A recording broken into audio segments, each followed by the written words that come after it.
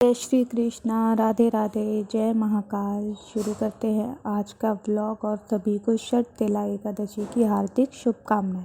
चलिए आज मैं आपको सुनाऊंगी षटतिला एकादशी की व्रत कथा।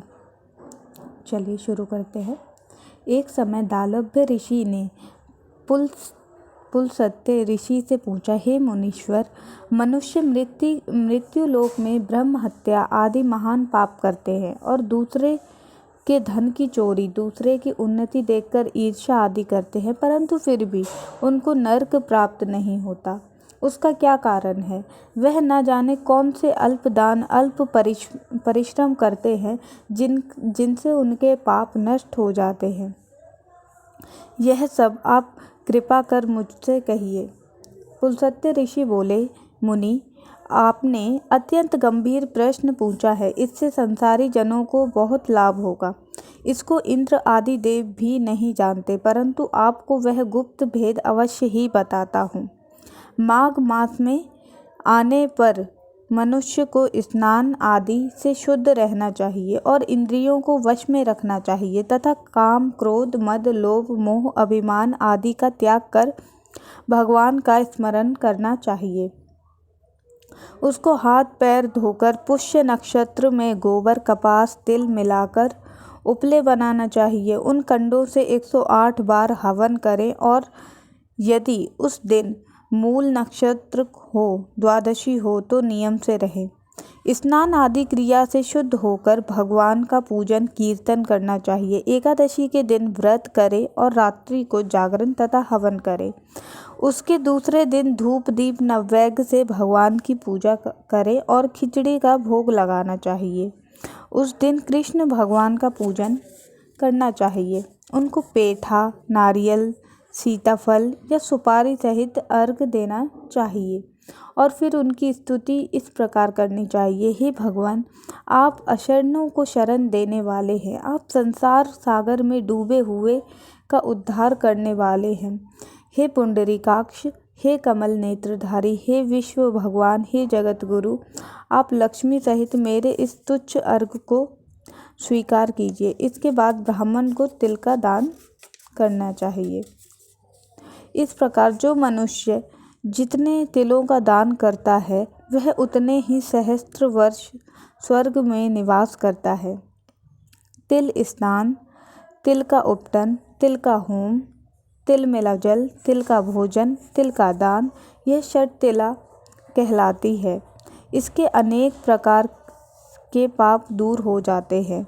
एक दिन नारद जी बोले, हे भगवान, आपको नमस्कार है। इस षटतिला एकादशी का क्या पुण्य होता है और उनकी क्या कथा है, सो कृपा करके कहिए। श्री कृष्ण जी बोले, हे नारद, मैं तुमसे आंखों देखी सत्य घटना कहता हूँ, ध्यान से सुनो। प्राचीन काल में मृत्यु लोक में एक ब्राह्मणी रहती थी। वह सदैव व्रत किया करती थी। एक समय वह एक माह तक व्रत करती रही। इससे उसका शरीर अत्यंत दुर्बल हो गया। वह अत्यंत बुद्धिमान थी। उसने कभी देवताओं तथा व्रतों से अपना मन अस्थिर नहीं किया, परंतु मैंने सोचा कि ब्राह्मणी ने व्रत आदि से अपना शरीर शुद्ध कर लिया है और इसको वैष्णव लोक भी मिल जाएगा, परंतु इसने कभी अन्नदान नहीं किया। इससे इसकी तृप्ति होनी कठिन है। ऐसा सोचकर मैं मृत्यु लोक में गया और उस ब्राह्मणी से अन्न मांगा। वह बोली, हे महाराज, आप यहाँ किस लिए आए हैं? मैंने कहा, मुझे भिक्षा चाहिए। इस पर उसने अपनी एक मिट्टी का पिंड दिया। मैं उसे लेकर स्वर्ग लौट आया और कुछ समय बाद वह ब्राह्मणी शरीर त्याग कर स्वर्ग आ गई। मिट्टी के पिंड के प्रभाव से उसे उस जगह एक आम के वृक्ष सहित एक ग्रह मिला, परंतु उसने उस ग्रह को अन्य वस्तुओं से शून्य पाया। वह घबराई हुई मेरे पास आई और कहने लगी, हे भगवान, मैंने अनेकों व्रतादि से आपकी पूजा की, परंतु फिर भी मेरा घर वस्तुओं से रहित है। मैंने कहा, तुम अपने घर जाओ, देव स्त्रियां तुम्हें देखने आएंगी। जब तुम उनसे षटतिला एकादशी का पुण्य और विधि सुन लो, तभी द्वार खोलना। भगवान के ऐसे वचन सुनकर वह अपने घर गई और जब देव स्त्रियां आईं और द्वार खुलवाने लगीं तब ब्राह्मणी बोली, यदि आप मुझे देखने आई हैं तो षटतिला एकादशी का महात्म्य कहिए। उनमें से एक देव स्त्री बोली, मैं कहती हूँ, सुनो। जब उसने षटतिला एकादशी का महात्म्य सुना दिया तब द्वार खोला। तब देव स्त्रियों के कहे अनुसार उसने षटतिला का व्रत किया। इसके प्रभाव से उसका घर धन धान्य से पूर्ण हो गया।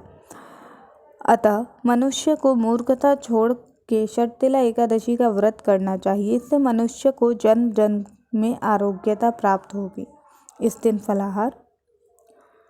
इस दिन भगवान कृष्ण की पेठा, नारियल, जायफल, सुपारी आदि से पूजा की जाती है। इस दिन तिलपट्टी का सागार शास्त्रकारों ने बताया है। इसी के साथ ये कथा समाप्त होती है। जय श्री कृष्णा, राधे राधे, जय महाकाल। प्लीज़ चैनल को सब्सक्राइब करें। राधे राधे।